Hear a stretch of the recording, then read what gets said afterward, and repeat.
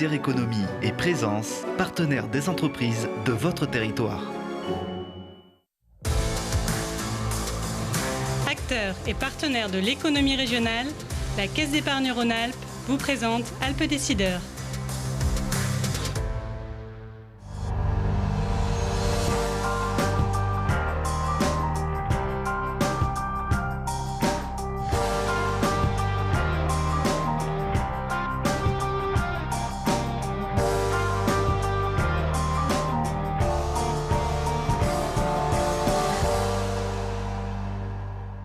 Bonjour à tous, bonjour et bienvenue dans Alpes Décideurs, le mensuel économique de Télé Grenoble, le rendez-vous des chefs d'entreprise, des partenaires d'affaires ou tout simplement des curieux du monde économique.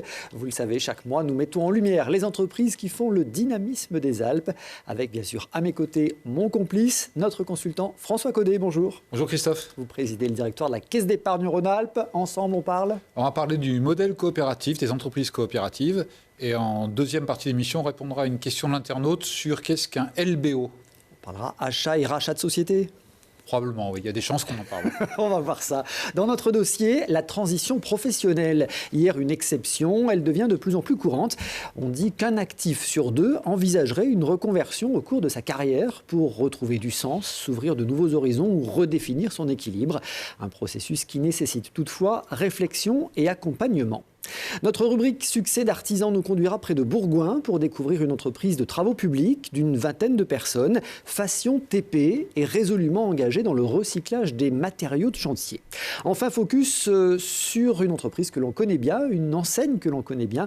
Nous irons chez le célèbre fournisseur du Père Noël, le groupe isérois King Jouet. C'est un des leaders incontestés sur le marché français des jeux et des jouets, avec un chiffre d'affaires de plus de 400 millions d'euros, près de 2000 salariés.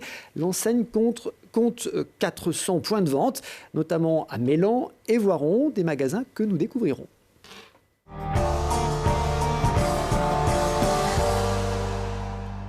« 2025 a été proclamée année internationale des coopératives par l'ONU et la Fédération nationale des caisses d'épargne en a profité pour mener une étude. Une fédération nationale et les caisses d'épargne qui sont des sociétés coopératives, des banques coopératives. C'est donc très logique. L'objectif de cette étude est de prendre le pouls coopératif des Français pour connaître leur perception de ce modèle et évaluer sa capacité à se développer dans l'avenir et en répondant aux aspirations et aux besoins de la société. François, on va commencer par le début. D'abord, expliquer en quoi consiste réellement ce statut coopératif. Alors, une coopérative, finalement, c'est assez simple. C'est une association de personnes qui se connaissent et qui se réunissent volontairement, bien sûr, pour répondre à des besoins économiques, sociaux, culturels, tout type de besoins, et avec un contrôle commun de la structure créée. Tous les mots sont importants, c'est-à-dire que ces personnes qui se connaissent et qui s'unissent, donc ça renvoie immédiatement à une notion de proximité. Alors, à l'origine, proximité géographique, évidemment. Maintenant, à l'heure du digital, éventuellement, la proximité peut être un petit peu plus large que géographique, mais en tout cas, une vraie proximité. C'est quelque chose qui existe depuis le 19e siècle. Il y a un exemple que tout le monde connaît ou presque, c'est les coopératives viticoles. Le principe était simple, des viticulteurs qui mettaient en commun des moyens de vinification, des presses, des cuveries, et puis quelquefois de la commercialisation aussi, parce qu'ils n'avaient pas forcément individuellement les moyens de le faire. Donc ça a commencé comme ça, puis ça s'est étendu à d'autres activités. En 1995, il y a l'Alliance coopérative internationale qui a voulu un peu normer ça et créer une sorte de nomenclature. Qu'est-ce que c'est qu'une coopérative ? À quoi on doit répondre pour être une coopérative ? Et donc, il y a quelques notions essentielles. L'autonomie, c'est-à-dire que la coopérative doit décider pour elle-même et pas être sous la tutelle d'un État, par exemple. La responsabilité. La coopérative est responsable de ce qu'elle fait pour ses coopérateurs. Donc c'est aussi quelque chose qui renvoie à une notion de temps long, puisque c'est des gens qui sont là pour développer leur activité. L'équité, c'est le principe de un homme, une voix. Dans une société capitalistique, le nombre de voix dépend de votre part du capital. Donc si vous avez 50% du capital, vous avez 50% des voix. Dans une coopérative, peu importe la part de capital que vous avez, c'est un homme, une voix. Donc c'est la notion d'équité. La solidarité, puisque tous les coopérateurs sont liés. Et une forme de démocratie, mais ça renvoie aussi à l'homme une voix, finalement, c'est le même principe. Donc voilà les grandes règles qui régissent les coopératives aujourd'hui. Aujourd'hui, quel est le poids de ce modèle économique ? Alors, au niveau mondial, on va commencer par le plus haut, puis après on va se rapprocher de la région. Il y a un peu plus de 3 millions de structures coopératives dans le monde. Il y a un peu plus d'1 milliard de membres coopérateurs de ces différentes coopératives. Je vais y revenir avec l'exemple français. Ça pèse, au dernier recensement, un peu plus de 280 millions de salariés dans le monde. Donc, c'est à peu près 10% de la population active mondiale, salariés, qui travaillent dans des coopératives.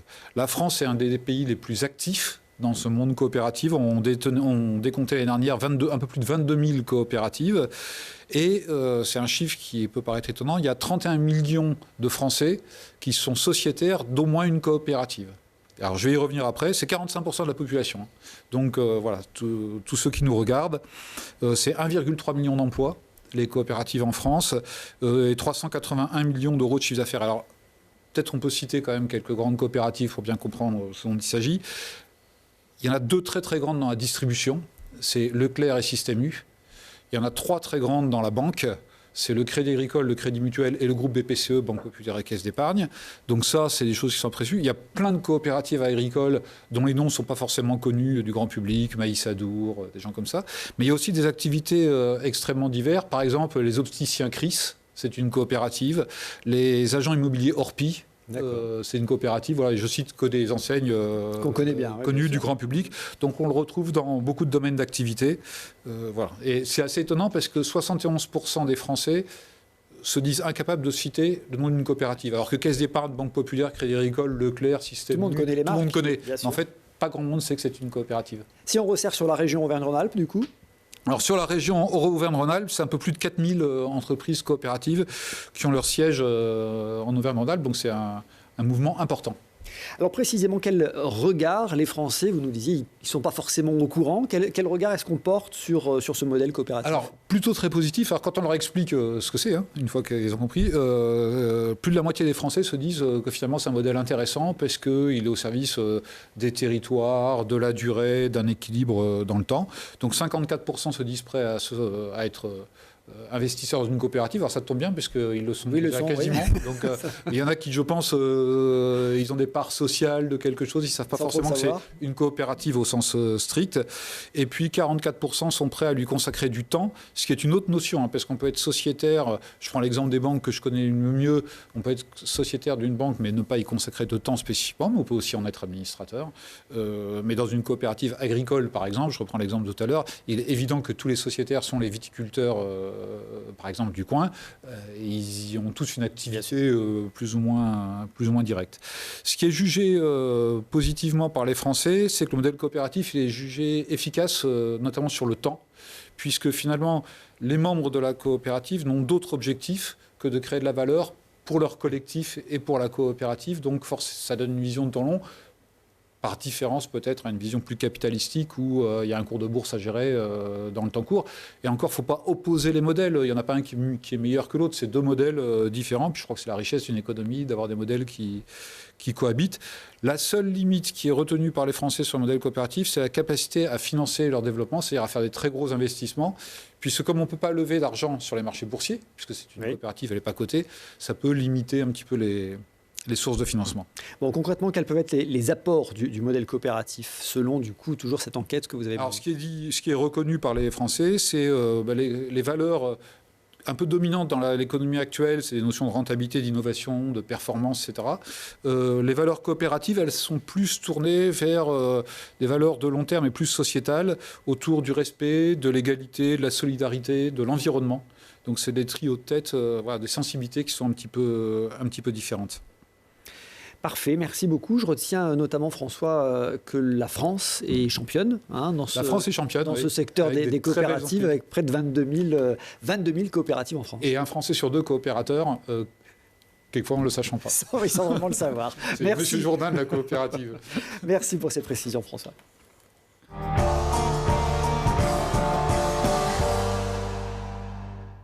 On reste dans les sondages. 8 Français sur 10 considèrent que la reconversion est une étape normale dans un parcours professionnel. Et ils sont de plus en plus nombreux à franchir le pas. Être agile et changer de métier, voilà une norme qui gagne du terrain.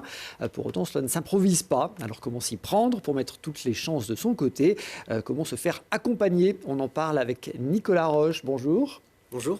Vous êtes développeur territorial chez Transition Pro Grenoble.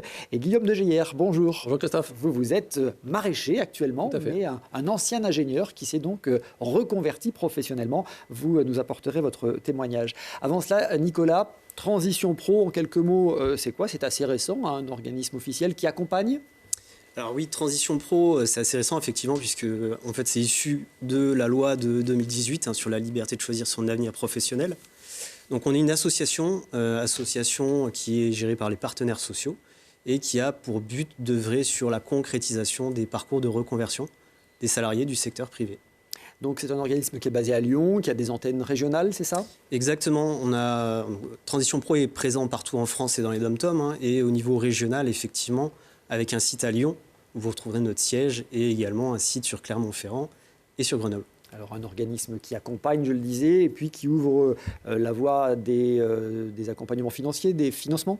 Exactement. En fait, on est un acteur clé des financements des reconversions professionnelles en France, et donc plus particulièrement en Auvergne-Rhône-Alpes pour nous. Et effectivement, on agit pour cette transition professionnelle. Concrètement, quand on dit accompagner une reconversion professionnelle, ça veut dire quoi? Alors nous, l'accompagnement, il va se traduire par un financement. Après, il se trouve que vous avez différents acteurs. Des acteurs qui vont accompagner au projet, ce qu'on appelle des conseillers en évolution professionnelle, donc c'est un service public, qui vont travailler finalement le projet du candidat et sécuriser son parcours. Après, nous, on va être finalement une solution de concrétisation du projet par effectivement des financements ou des solutions plus techniques. Alors, on va en venir à l'accompagnement financier, mais d'abord, j'aimerais avoir des précisions sur les motivations. Qu'est-ce qui motive quelqu'un à se dire « je vais faire une reconversion professionnelle » ? Alors, il y a plusieurs choses. Un élément marquant, évidemment, c'est ce qu'on a connu en 2020 avec la crise sanitaire qui a permis justement aux salariés de prendre du recul par rapport à sa relation au travail et se questionner. Donc, on a beaucoup la notion de question de sens au travail qui revient. L'envie aussi de progresser, de prendre plus de responsabilités, de pouvoir progresser au niveau également de la rémunération. C'est un des enjeux aussi. L'approche avec les nouvelles technologies. Aujourd'hui, tout ce qui est intelligence artificielle, tout ce qui est notions liées à l'environnement sont des marqueurs forts sur les projets de reconversion des salariés. Oui, ça re-questionne aussi certains métiers qu'on faisait peut-être il y a 10 ou 15 ans et qui doivent naturellement évoluer. Exactement. Les profils des personnes qui se lancent dans un parcours de reconversion, c'est quoi ? Alors, le profil type, on va dire qu'on est sur une personne qui a entre 39 et 42 ans, plutôt des femmes d'ailleurs, et qui sont dans une démarche de deuxième partie de carrière. Donc en termes de statut, effectivement, on va retrouver majoritairement des employés, mais pour le coup, vous avez quand même une proportion de cadres et d'ouvriers qui se saisissent de ces dispositifs. Et qui choisissent quel secteur pour se réorienter ? Alors, c'est vraiment variable. Aujourd'hui, je peux vous faire le top 5 de 2025 sur les métiers visés. On va retrouver le métier de chauffeur poids lourd, c'est le plus plébiscité sur le territoire isérois. On se reconvertit pour devenir chauffeur poids lourd. Oui, exactement. Et ça tombe bien, c'est un métier en tension, oui, juste de ça, donc on est plutôt bien sur ce niveau-là. Vous retrouverez également tous les métiers en lien avec la santé, donc les aides-soignants, les infirmiers, infirmières. Et ce qui est une particularité de notre territoire, on retrouvera des ingénieurs également, donc qui font partie du top 5. Voilà, donc plutôt des parcours finalement qui ne sont pas si courts que ça. Un parcours d'ingénieur et d'infirmier, on est sur 2-3 ans de formation, donc c'est quand même conséquent. Bon, le maraîchage n'est pas dans le top 5. Dommage. Mais il faut toujours des exceptions pour confirmer les règles. Bon, je disais que 80% des actifs voyaient la reconversion comme un nouveau départ, comme un parcours quasiment maintenant normal dans une carrière professionnelle. Mais en revanche, 7 sur 10 anticipent ça comme une étape difficile à franchir. Alors oui, ça peut être... En tout cas, il peut y avoir des questionnements justement sur l'approche financière.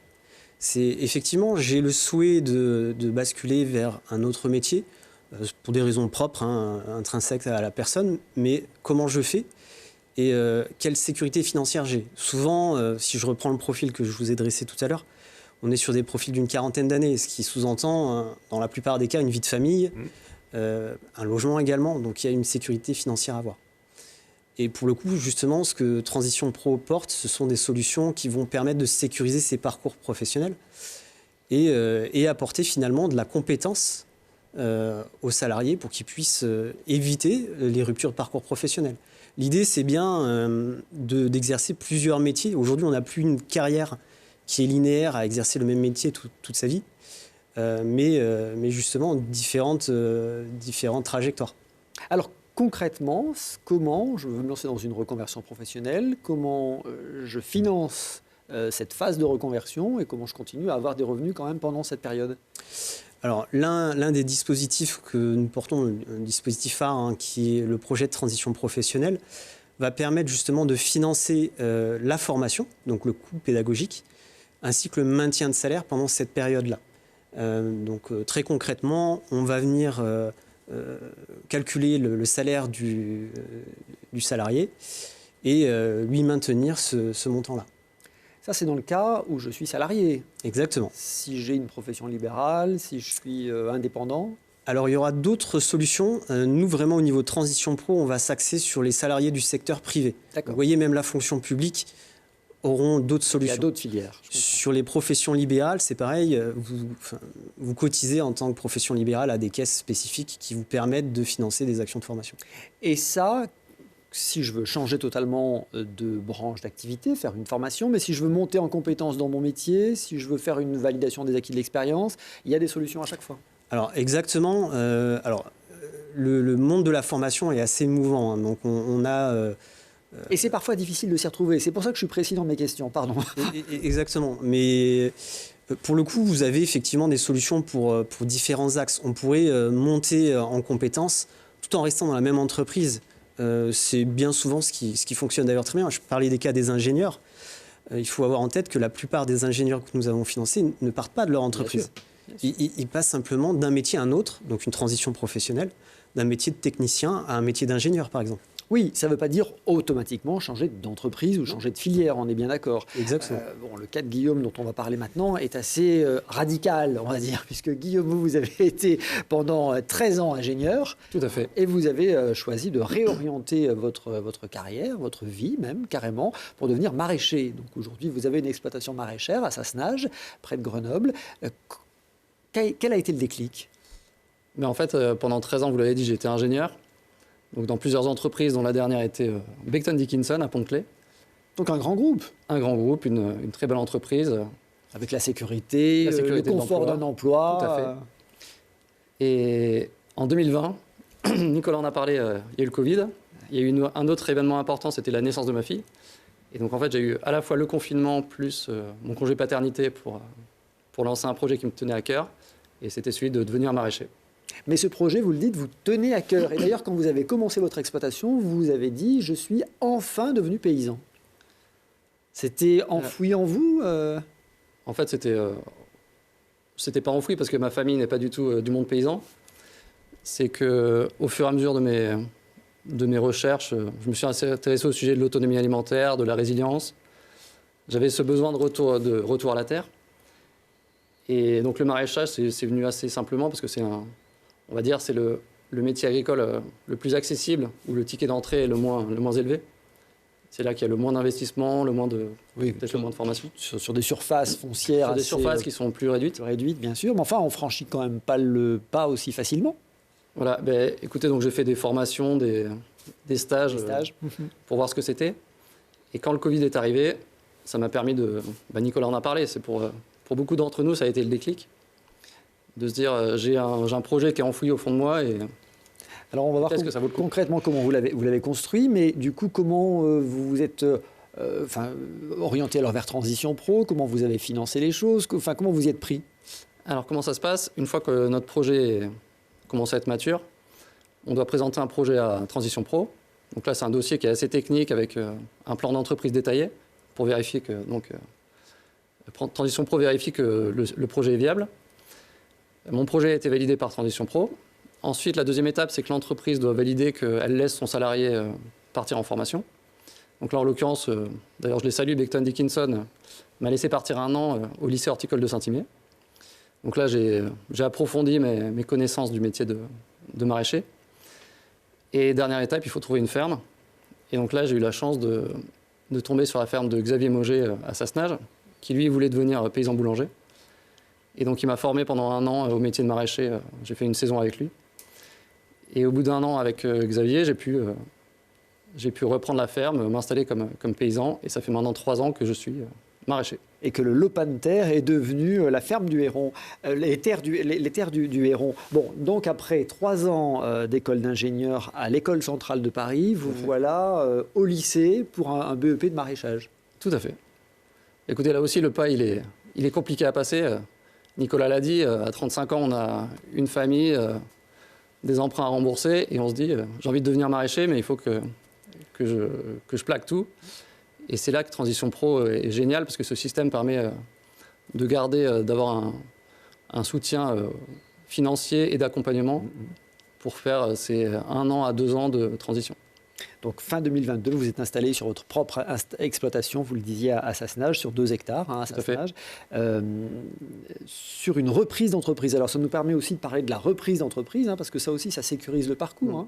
Ah oui, c'était une ferme qui tournait déjà bien, avec des clients fidèles. Donc c'est sûr que c'est aussi une facilité de reprendre une entreprise qui tourne déjà bien. Les terres du Héron à Sassenage, profitez-en, vous faites de la vente directe. Tout à fait, un peu de pub. Donc, alors là, c'est un peu intersaison.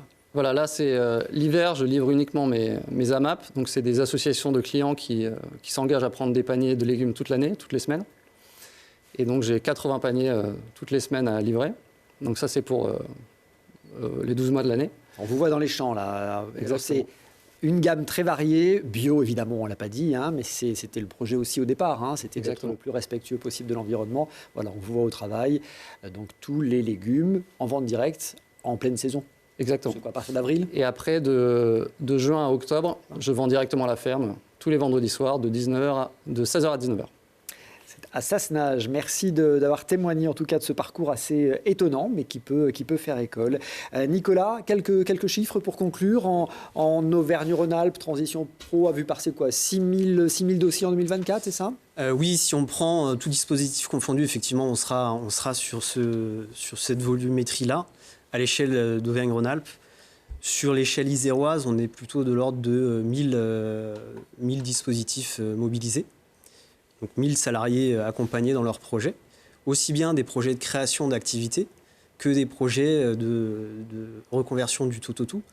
Un petit dernier qui est arrivé sur notamment l'usure professionnelle, sur la prévention de l'usure professionnelle, donc de permettre à des salariés finalement d'être dans le maintien dans l'emploi, donc d'éviter des ruptures de parcours professionnel. Donc voilà, c'est 1000 personnes sur l'année 2025 qui n'est pas finie. Que nous avons pu accompagner. Le deuxième département en termes de volumétrie sur l'Auvergne-Rhône-Alpes. C'est énorme en effet. Et quel est le taux de réussite sur 100 personnes qui tentent une reconversion professionnelle? Est-ce qu'il y a des échecs? C'est très intéressant. Alors, il y a forcément des échecs, on ne va pas se le mentir. Quelle proportion? Mais pour autant, ce qui est très intéressant, c'est que la dernière étude qu'on a pu mettre en avant via l'Observatoire des transitions professionnelles montre qu'en Auvergne-Rhône-Alpes, 92% des personnes qui nous ont mobilisés sont aujourd'hui en train d'exercer leur nouvel emploi ou en cours de le faire. Donc un taux de transformation qui est plutôt très très bon, ce qui est plutôt intéressant. Merci beaucoup de votre témoignage exemplaire.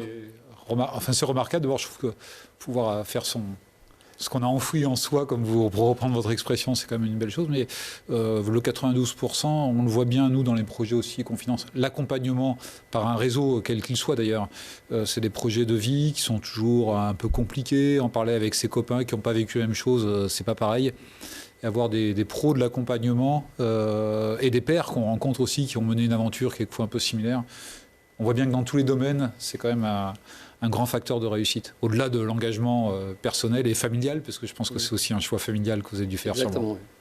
Est-ce que le plus dur, c'est de franchir le premier pas? Alors le plus dur, c'est de franchir le premier pas, et ensuite c'est de bien préparer son projet. Et pour ça, il faut effectivement s'appuyer sur des professionnels de l'accompagnement. J'ai cité le Conseil en évolution professionnelle, qui est un service qui est gratuit, service public, qui est vraiment primordial pour préparer au mieux son projet de reconversion et éviter les risques d'échec, les fameux 8% qui ne transforment pas. Voilà, c'est peut-être aussi le fait d'avoir pas suffisamment préparé sa reconversion ou cibler le métier où on a de l'employabilité. Oui, éviter l'erreur d'aiguillage, c'est évident. Nicolas, Guillaume, merci beaucoup. Merci de vos témoignages. Si vous voulez en savoir plus, eh bien, je vous invite à aller sur le site internet transitionpro-ara.fr. Exactement.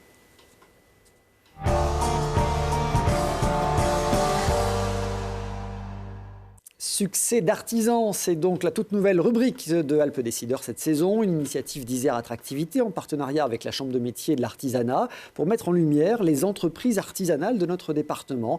Elles partagent toute une certaine vision du travail centrée sur l'humain, le savoir-faire, la qualité et l'ancrage territorial. Un exemple idéal avec Fashion TP qui est installée à Mérier, c'est tout près de Bourgoin-Jallieu.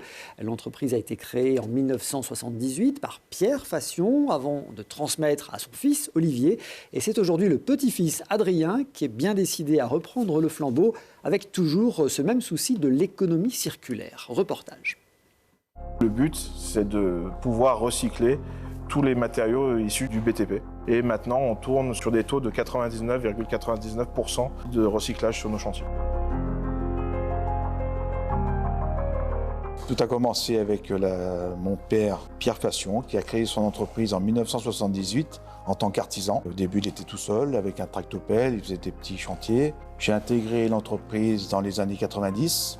Au début, c'était Fassion Pierre, maintenant c'est Fassion TP. Fassion TP est une entreprise de travaux publics sur diverses activités des travaux publics.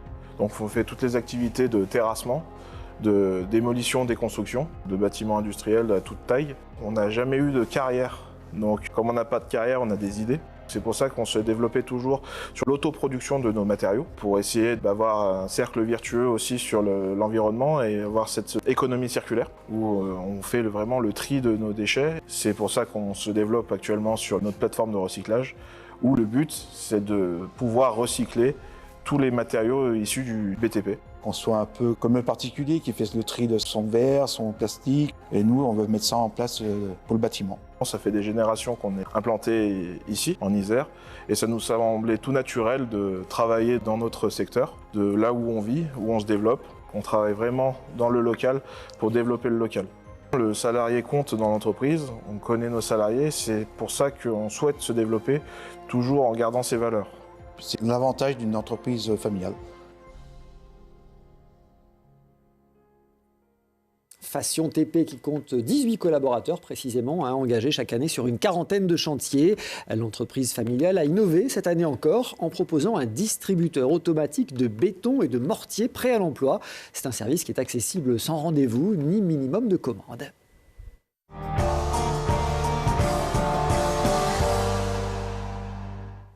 Alpes Décideurs vous donne la possibilité de poser vos questions à notre expert. Écrivez-nous alpesdecideurs@telegrenoble.net. Et aujourd'hui, question un peu technique d'Antoine qui veut savoir ce qu'est un LBO. Alors, LBO, c'est un peu d'anglais. En finance, on aime bien ça. Leverage buyout. Alors, leverage, ça veut dire levier. Et buyout, c'est rachat. En gros, c'est une technique qui permet de racheter une entreprise. Alors, je vais vous donner un exemple assez simple. J'espère. On prend une entreprise qui vaut 100. Quelqu'un veut la racheter. Cette entreprise, elle rapporte, mettons, 10. Vous avez le choix de mettre 100 en capital et vous achetez l'entreprise, mais vous n'avez pas forcément le capital, vous n'avez pas forcément envie de mettre 100. Donc, vous pouvez, par exemple, faire ce qu'on appelle un LBO. Concrètement, vous créez une société holding, vous mettez 50 dedans, et puis vous empruntez à votre banque préférée, 50 en dette classique. Donc en fait, avec 50 d'apport, ça vous permet d'acheter une entreprise qui vaut 100. Cette entreprise qui vaut 100, vous en êtes propriétaire. Si elle rapporte 10 par an et que vous avez un prêt de 50 sur 5 ans, les 5 premières années, avec les résultats de l'entreprise, ça va vous permettre de rembourser le prêt. Donc en fait, vous avez pu, avec 50, acheter une entreprise qui vaut 100. Alors ça marche à une seule condition, c'est que la rentabilité de l'entreprise soit suffisante pour rembourser l'emprunt, et aussi qu'elle soit suffisante si l'entreprise, si on lui enlève toute sa rentabilité, son inconvénient, c'est qu'elle ne peut plus réinvestir. Donc il faut que l'entreprise cible et génère des cash flows, hein, de la disponibilité, qui permettent à la fois de rembourser l'emprunt de son acquisition et d'investir. Donc il faut que ce soit des entreprises assez solides avec une forte rentabilité. Mais voilà, ça c'est la technique du leverage buyout. Donc le principe, il est quand même assez basique. Je mets une part de capital inférieure à la valeur de l'entreprise que je complète par de la dette, et c'est ce complément qui fait un effet de levier dans des proportions qui peuvent varier d'une structure à une autre. C'est parfaitement clair, on comprend très bien l'effet levier du LBO. Voilà. Merci beaucoup François. Si vous aussi vous voulez interroger notre expert sur un mécanisme financier, écrivez-nous alpedécideur@telegrenoble.net.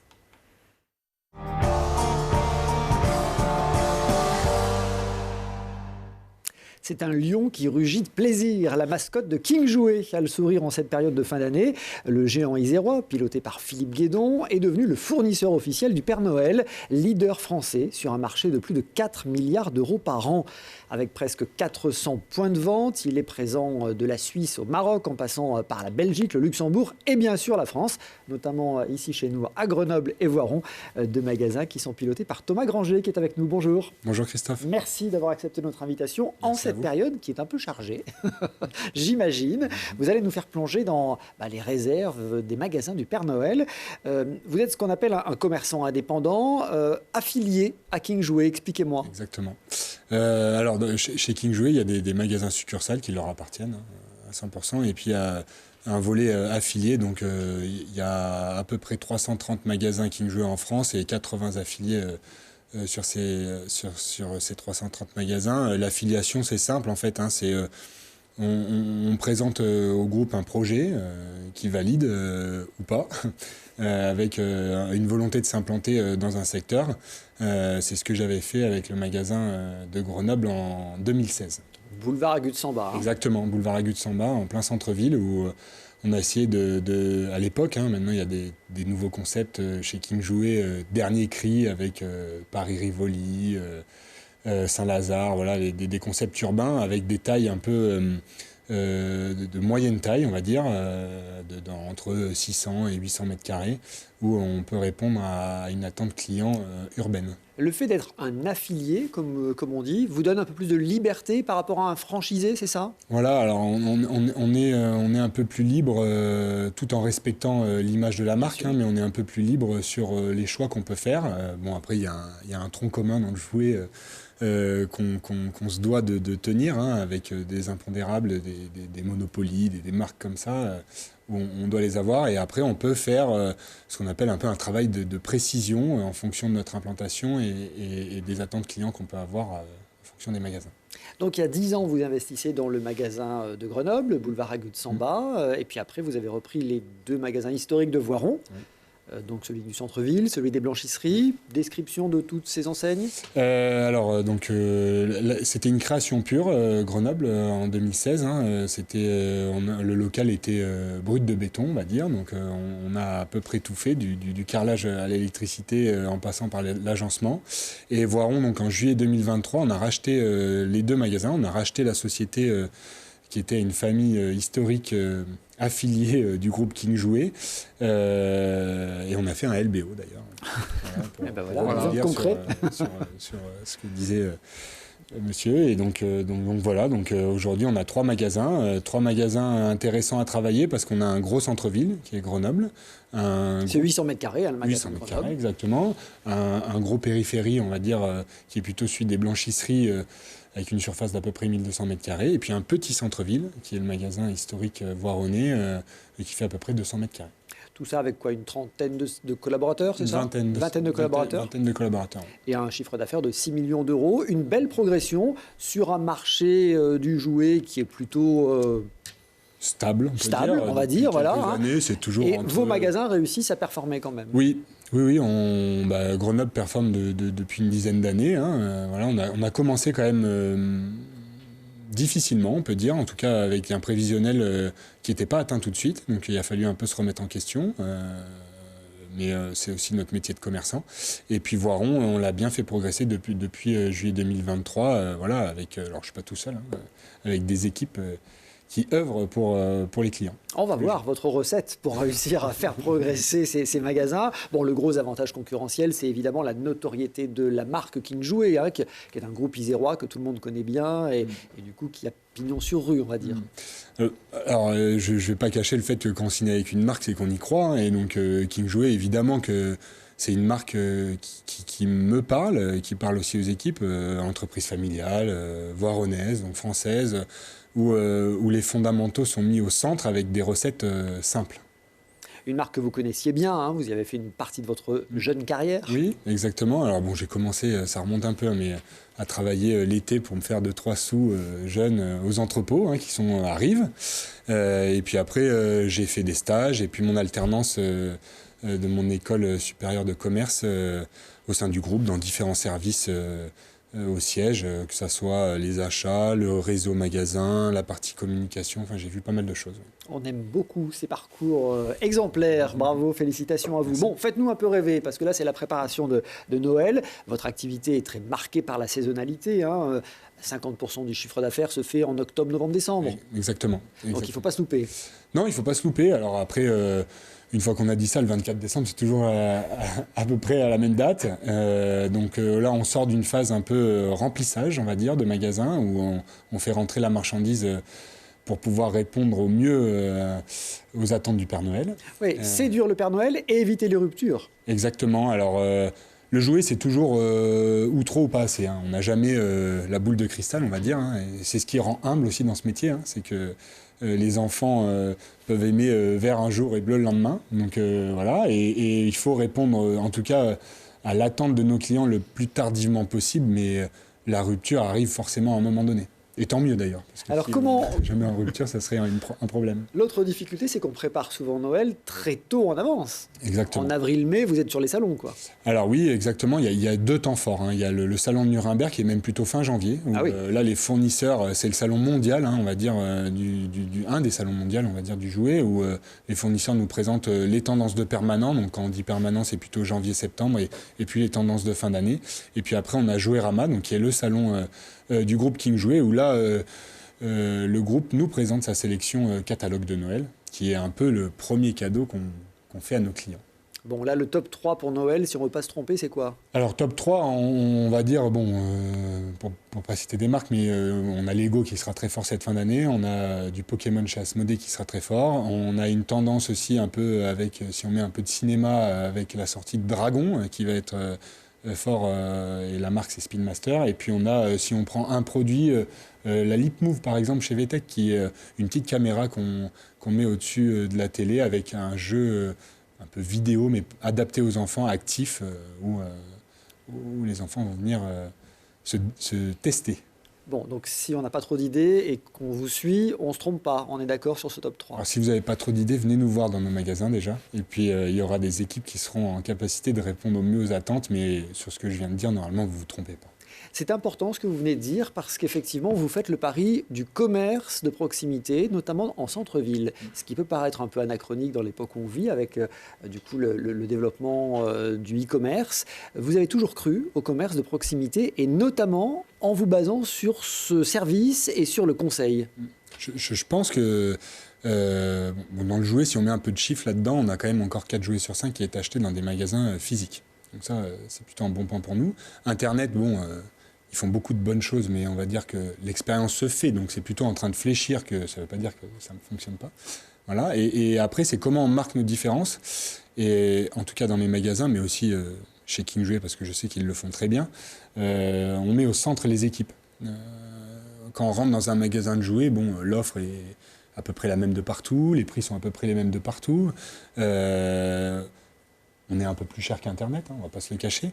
Donc c'est comment on arrive à mieux accueillir nos clients et on met au centre ces équipes qui sont à la fois formées et qui deviennent un peu experts. Donc aujourd'hui, on a des équipes qui ont des portefeuilles d'achat et qui rendent du coup leur échange avec le client plus précis que si on avait juste des personnes qui étaient là pour mettre en rayon. C'est pas péjoratif ce que je dis, mais voilà, en tout cas, on se veut aller plus loin dans le métier. Le conseil, l'ambiance du magasin. Exactement. L'expérience, c'est très important parce que, pareil, Internet n'aura jamais un expérientiel. Donc, le fait de toucher le produit, de pouvoir le présenter. On a des zones dans nos magasins qui sont des zones découvertes, on appelle ça. Les produits sont déballés, carrément. Les produits sont carrément déballés où les gens peuvent tester, jouer. Et les équipes, en déballant, déjà, s'informent au mieux sur le produit. Et c'est la valeur ajoutée de nos magasins, en tout cas.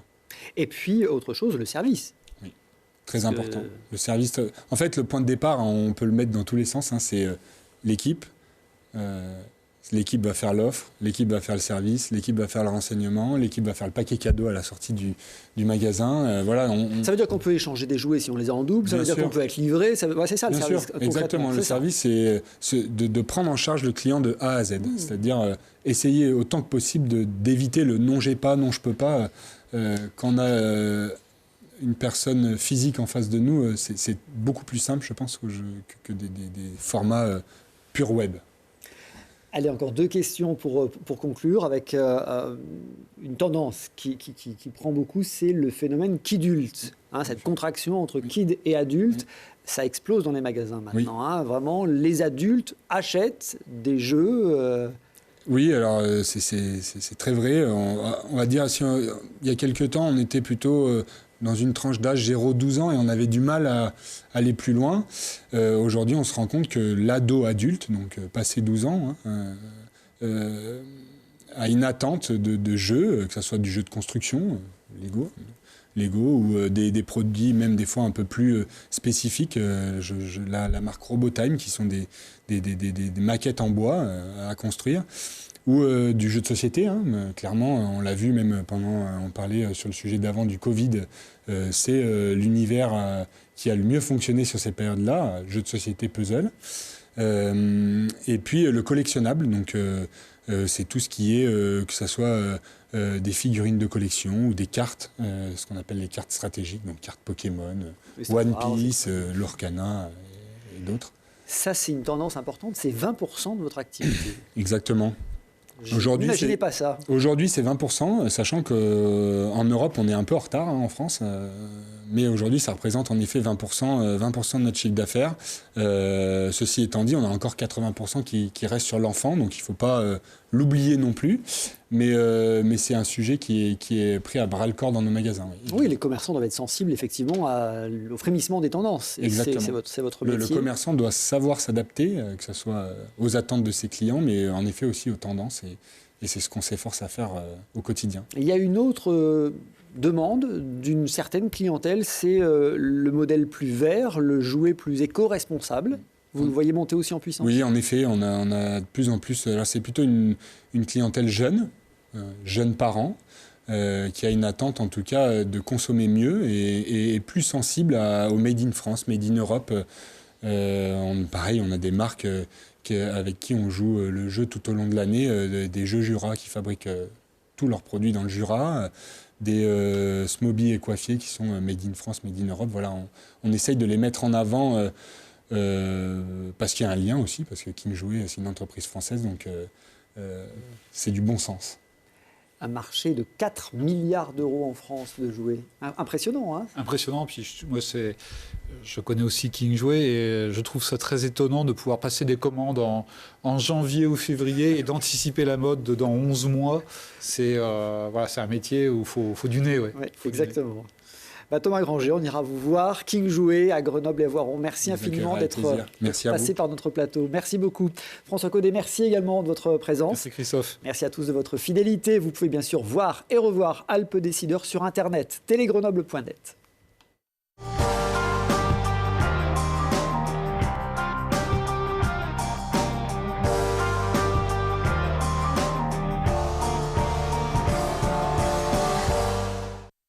Nord Isère Économie et Présence, partenaires des entreprises de votre territoire.